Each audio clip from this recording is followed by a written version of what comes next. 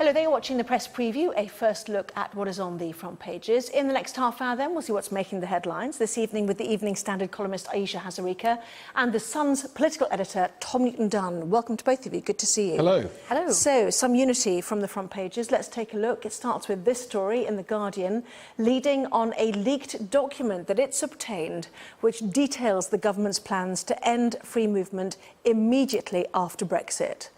The plans would toughen migration rules to deter lower-skilled EU migrants from the UK. That's on the front of the Financial Times. The Telegraph also leads with the leaked plans, which would mean low-skilled EU workers would have to leave after 2 years. The Times says the plans would include the introduction of residence cards and fingerprinting for some migrants. Same story for the Daily Mail, which says bosses will have to put British workers first. The Metro, meanwhile, reports on the arrest of 4 serving soldiers on suspicion of joining a banned neo-Nazi terror organisation. The Eye leads with comments from the Archbishop of Canterbury, who's hit out at Britain's unfair economy. And The Sun features a picture of Meghan Markle, who's spoken out about her relationship with Prince Harry. More papers still to come, but let's talk about those, shall we, with Ayesha and Tom. Starting, of course, with The Guardian, which has this leak. The Home Office at pains to say this is a draft and things have moved substantially. But what have we learnt from this? Well, there's quite a lot in here, 82 pages worth, in fact, of potential thinking the government's been doing on precisely what it would like to see post-Brexit on our brand new immigration policy. And several things are happening here. First off, it's creating an almighty fuss tonight, and every single paper's got it on their front page. And that's largely because this is really the first time we've heard any form of government thinking at all on what the new immigration system should look like post-Brexit since the referendum vote, which is now, 15 months ago, because the government have been very strangely, incredibly silent about it. And the second thing is, the government, Amber Rudd, the Home Secretary, announced only a few weeks ago, a very objective, thoroughly principled, entirely open review into the benefits of migration and the problems with it in terms of overcrowding, etc., which she asked an entirely independent body called the Migration Advisory Council, a load of independent experts, to draw up to inform government thinking, and only once they've had these conclusions back, then they'll come up with some interesting thoughts. Turns out they've been doing a whole load of thinking after all. Turns out it's actually 82 pages worth of it, and here it all is, all over The Guardian. And the bottom line is that it's EU low-skilled workers that would be most affected by this, and it would begin immediately after Brexit. Is that the sort of the headlines from it? That is the reading from it. And I think the point that Tom makes is very important, is that Amber Rudd actually got quite a lot of credit a couple of weeks ago, including from the Labour Party, for saying that let's have an evidence-based approach. Everybody knew that immigration was a huge part of the Brexit vote, and at some point they were going to have to put some flesh on the bones on how this is going to work. And as soon as they come out, there's going to be a lot of hullabaloo about it, understandably. The balance they're going to have to make, particularly if they're targeting these kind of low-skilled workers, is what is the trade-off with the economy? Understand that there is a public desire to balance or control immigration. What about the sectors that need those workers? Agriculture, care, hospitality, leisure. Remember, our NHS has 60,000 kind of staff that work in the EU, and the figures are going down. We need those people. So that is the balance. And how do you strike that balance which satisfies the kind of public political thirst for lower immigration, which we know is hard to do because the government have never met its tens of thousands target, with the economic and business reality of needing people to do those jobs. Is this any surprise, given that the government under Theresa May has made it quite clear that the Brexit vote meant a curtailment of freedom of movement, and that's why we had to leave the single market? No, it's absolutely no surprise at all, and which is why, personally, I happen to think that some newspapers are getting a little bit carried away about it. Certainly a little bit features on the front of our page. We think there's another story a bit more prominent about tomorrow. But quite frankly, the perspective of all this is, that's the Daily Mail. And we should also say that different papers cover this in a different way. The Guardian and the FT, very pro-migration papers, herald it as a portent of doom. Look at what those evil Tories are planning to do to... And there's genuine concerns about the economy as well. And some of this is absolutely legitimate, such as, starving the economy of the labour supply it needs. However, the Daily Mail and perhaps our newspaper are giving it a little bit more welcome, saying, well, this is actually precisely what people Because they're saying we don't want those evil immigrants coming in. No, that's callous, and you also don't quite believe that. What I think our newspapers are saying, well, this is actually what people voted Leave for, to achieve some control. The massive caveat on all of this, which I think everybody's lost count of altogether, is that The Guardian published 81 of the 82 pages in this report. The very first page they didn't publish had written all over it, this is a draft, this is blue sky thinking, this hasn't been approved by ministers, and I'm told that already, since this thing was written in early August, it's already been overhauled 6 different times, because it goes around Whitehall, people add in, people regardless of any newspaper who got this would have done something with it, because immigration is at the heart of the Brexit debate. The entire debate, absolutely. Of course they were going to. I don't think it's ignoble for the Guardian to have picked it up and for other people to have gone on. No, but I'm saying to pretend this is the final. No, I don't think anyone is. You everyone knows that it's a draft document, but it is interesting because it does show. Guardian actually say the word plan. It does show. Which it isn't yet. Well, I'm sure the Sun at times have slightly spun words in terms of what is the actual sort of truth about things. The point is, the serious point. Sue me. The point is. Sue me. The point is, the whole issue of this transition period is really, really interesting, because what a lot of people are calling for, including the Labour Party and a lot of business as well, they're saying, look, we'll leave the EU, but let's just have a transitional period where we keep freedom of movement, we keep some of these things so we don't have such a cliff edge.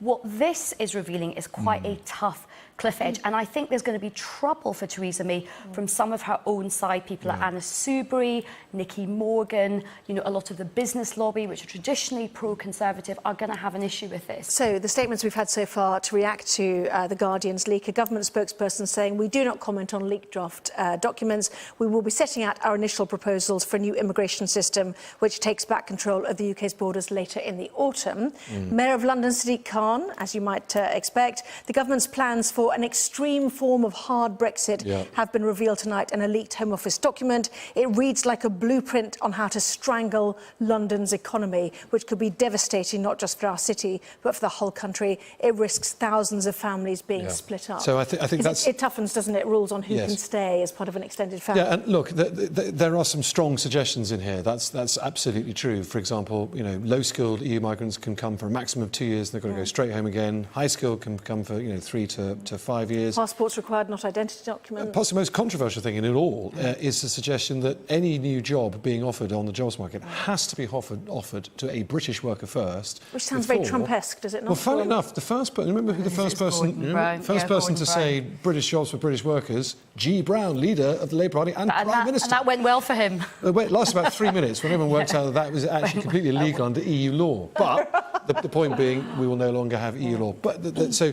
the reason why Sadiq Khan is being utterly hysterical, in my view, he is entitled to his views if all these policies actually came to pass. It's one great big shopping list, which the government hasn't committed to any of it. There are many different options. If the government actually came out and committed to any of it, then I think the London Mayor could get a bit hysterical. But I think one reason that not just the London Mayor will be slightly hysterical, but businesses as well, will be, first of all, we have very low unemployment at the moment. So, there are not the people there to just automatically fill these jobs. That provides a big headache for business. There are 1.5 million people still unemployed. If we hit a ceiling, a sort of a cliff edge. The other thing is, businesses will want some certainty. If you're saying people can only work for sort of 2 years, it's better for businesses if they have that flexibility. So I think there are genuine concerns about this, not just hysteria. Well, just to pick up on what you're saying there, the Daily Mirror is just in, and this picks up also on the public sector pay cap, doesn't it, as well? Worst nurse shortage ever, fears for patient safety as low pay means a record 40,000 vacancies are unfilled. And all those unemployed people can't just go in and be nurses straight away, Tom. No, not. But see, one of the arguments about uncontrolled mass migration is that what you're effectively doing is importing mass cheap labour instead of skilling up Brits. Now, there are almost certainly 40,000 amongst those 1.5 million unemployed who would make brilliant nurses. And do you know what the government has done? I agree. Go through, You are right. And the government spent a bit more money training them up. And the government has cut the bursaries for nurses. So at the same time, we can agree. Well, so exactly. So they need to put their money where their mouth is. Mass migration isn't necessarily the answer to all the problems. But we do need migration for the economy. No, let's just see how the other newspapers handle this. I'm a migrant. I'm the daughter of a migrant. I was going to say because you're a woman, but that would be wrong too. Brilliant one. Brexit plan, there's the Telegraph. Brexit plan to curb EU migrants. Leaked papers outline crackdown that would mean low-skilled workers must leave after 2 years. So that's their take on it. The Times as well, immediate end to free movement after Brexit. Yeah. Leaked UK plan reveals tough curbs on migrants. Sorry, I moved it as I was reading it there. But anyway, everybody's leading on that story, not surprisingly, I suppose you say it's the first taste we've had of what it might be. And the government are victims, perhaps, of creating a mini hysteria tonight simply because they're doing something that they didn't actually tell anyone they were up to. OK, plenty more still to come, including this story on your paper. Which is the other great story in town, obviously. Really big story. Tom. She's just wild. It will shift more papers than migration, I have to tell you. We will see. More on Meghan Markle's first big interview. That's in a few minutes' time.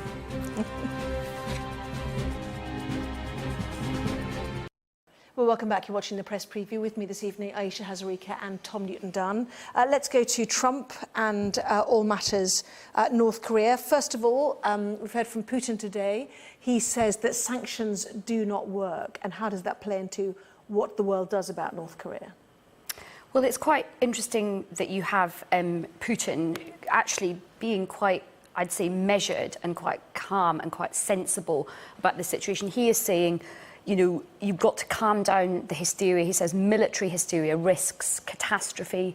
He also makes the point that he doesn't really think sanctions will work. He said that people will eat grass there, if necessary, to protect their right to have arms because they've seen what's happened in other parts of the world, like Iraq and things like that. And North Korea's had starvation in the past. Exactly. When they cut fuel supplies, for example, you couldn't get food produced in one area to the people who need to eat it. You don't just use fuel to get to the place where you detonate nuclear weapons tests. Absolutely, and he was also saying it's the kind of regime that would do that.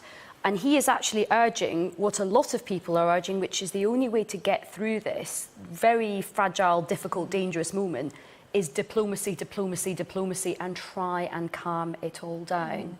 Which takes us to the inside pages of the Times. Trump promises arms upgrade to its Asian allies. Why is this significant? Well, William Hague, the former Foreign Secretary, wrote an absolutely brilliant column in today's Daily Telegraph, so you won't hear much more about it in a newspaper review of tomorrow's papers. But I think the man's a sage, especially on foreign affairs, having done the job for 5 years, and well worth the read if you can find it somewhere. But he basically took Vladimir Putin's side in this, in that he said, well, sanctions probably won't work. Sanctions did work against Iran. It brought Iran to the negotiating table for their nuclear program.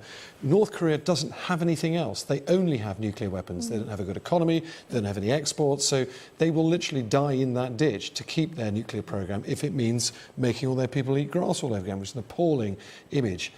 William Hague agrees with Vladimir Putin, saying, actually, if you look where we've got to now they're testing hydrogen bombs, which you can fit on the end of an intercontinental ballistic missile. The time for prevention has finished. We have failed to prevent them gaining a very powerful nuclear arsenal. The time is now for containment, doing everything we can to stop them from using that nuclear arsenal. And then William Hague predicted this will lead, therefore, to a massive new arms race in the Far East.